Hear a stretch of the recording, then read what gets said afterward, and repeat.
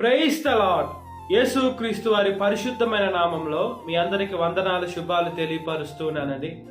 యిర్మీయా గ్రంథం 15వ అధ్యాయం 11వ వచనం. నిశ్చయముగా నీకు మేలు చేయవలనని నేను నిన్ను బలపరుచుచున్నాను అని దేవుని వాక్యం సెలవిస్తుందండి.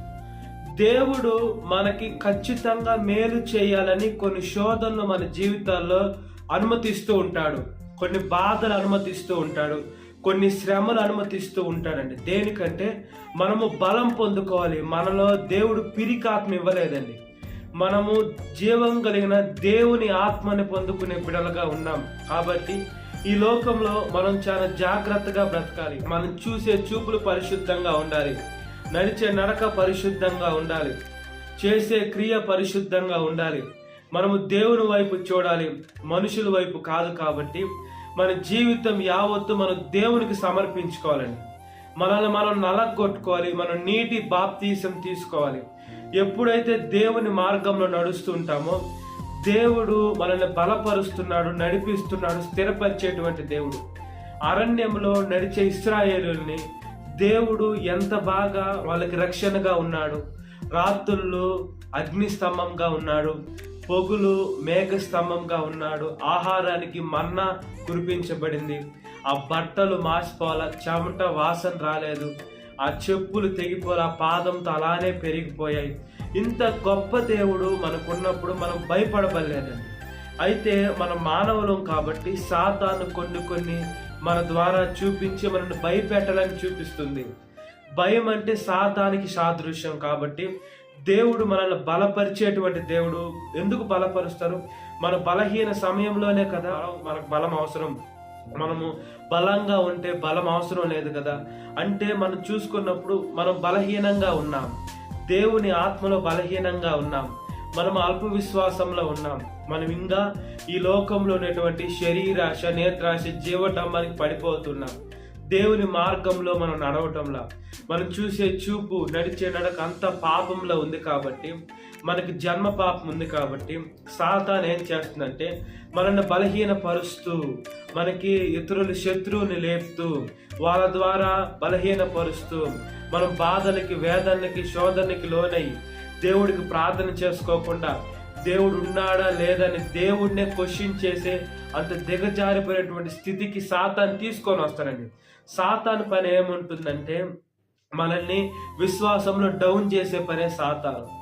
దేవుడు ఏం చెప్తున్నాడంటే మనము శ్రమలు వస్తాయి, వచ్చినా రాకుండా విశ్వాసంలో మనము అంచెలంచెలుగా ఎదుగుతూ ఉండాలి. దేనికి ఎదుగుతుండాలంటే దేవుడు మనల్ని వదిలిపెట్టే దేవుడు కాదు. మనం ఏదో ఒక ఫోటోలో దేవుని సేవించడం లేదండి. మన దేవుడు ఒక విగ్రహారాధన కాదు. మన దేవుడు ఎవరంటే జీవం కలిగిన దేవుడు, మాట్లాడే దేవుడు, తన వాక్కును పంపి బాగు చేసేటువంటి దేవుడు, తన కాపాడే దూతలు మనకు రక్షణగా ఉంటాయి. మన దేవుడు మనతో వాక్యం ద్వారా మాట్లాడతాడు, మన దేవుడు మన కళల ద్వారా మాట్లాడతాడు. దేవుడు బయలుపరుస్తాడు మంచి ఏది, చెడేది, మనం ఏం చేయాలి, ఏది చేయకూడదని. దేవుడు కొన్నిసార్లు మనతో సూటిగా మాట్లాడుతున్నాడు. ఇంత గొప్ప దేవుడిని పెట్టుకొని మనం దేనికి భయపడబలేదు. నిశ్చయంగా దేవుడు మనల్ని బలపరుస్తూ ఉన్నాడు.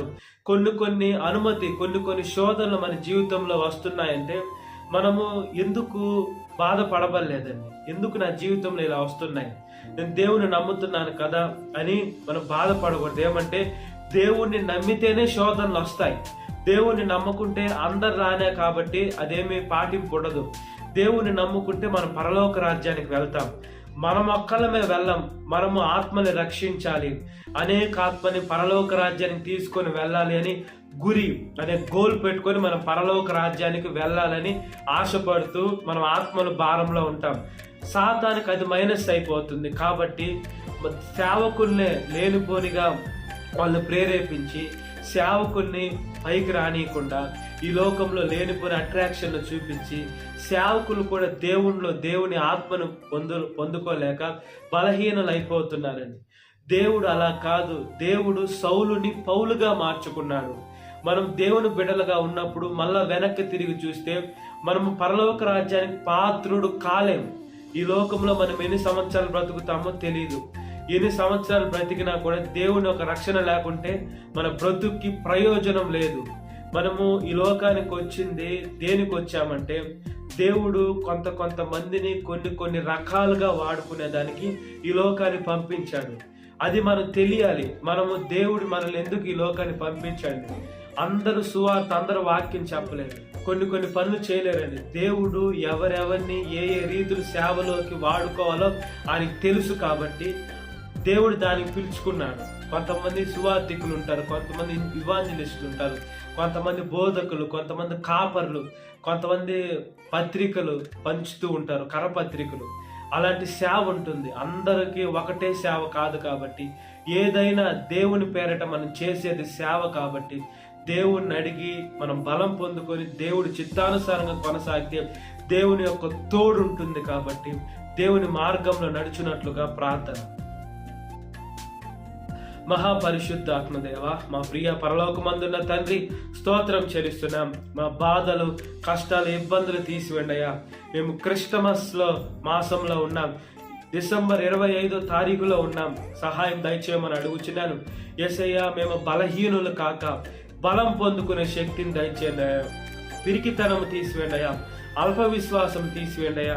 మేము జాగ్రత్తగా ఈ లోకంలో బ్రతికేదానికి సహాయం దయచేయండియా. మా పాపాలన్నీ కడిగి వేసేదానికి యేసయ్యా, మీరు పరలోకం నుంచి దిగి వచ్చిన దేవా. యేసయ్యా, 33 సంవత్సరాలు ఈ పాప లోకంలో పాపుల మధ్యలో జీవించిన దేవా. అలాంటి పాపులే మిమ్మల్ని నిందించి, హింసించి, అబద్ధ సాక్ష్యాలు పలికి, మీ మీద ఉమ్ము వేసి, కొడరాలతో కొట్టి, యేసయ్యా, ఇంత అవమానపరిచిన మనుషుల్ని రక్షించుకుంటున్న దేవా.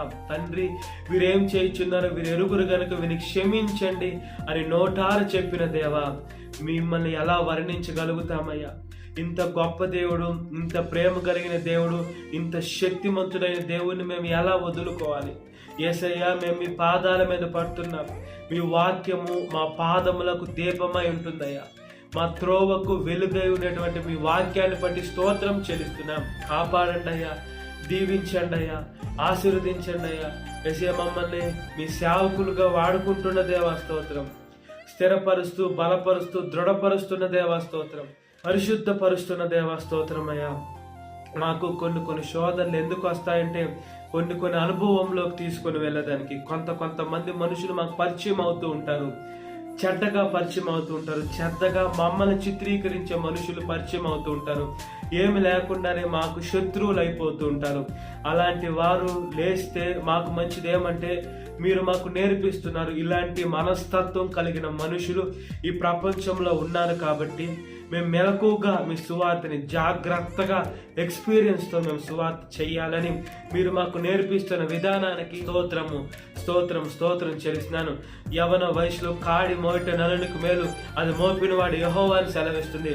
ప్రతి ఒక్క యవనస్తుని మీ పాదాల దగ్గర పడేదానికి సహాయం దయచేయండి. వాళ్ళు మారు మనసులోకి రావాలి. ఈ లోకం నుండి వ్యసనాలు వదిలేయాలి, పాపం వదిలేయాలి. ప్రతి ఒక్కటి వాళ్ళ జీవితం పరిశుద్ధంగా కడిగి మీ బిడ్డలుగా నీటి బాప్తిసం తీసుకునే శక్తిని దయచేయమని అడుగుచున్నాను. సాతాను శోధన ప్రతి ఒక్క బిడ్డని విడుదల దయచేయండి. ఈ వాక్యం వింటున్న ప్రతి ఒక్క బిడ్డని పేరు జ్ఞాపకం చేసుకోండి. ఈ దిన కాలపు దీవెనతో నింపమని నజరేయుడైన యేసుక్రీస్తు వారి పరిశుద్ధమైన నామములో మిక్కిలి వినయం తలుచున్నాను నా పరలోకమందున్న తండ్రి. ఆమేన్. Praise the Lord. God bless you. Have a great day.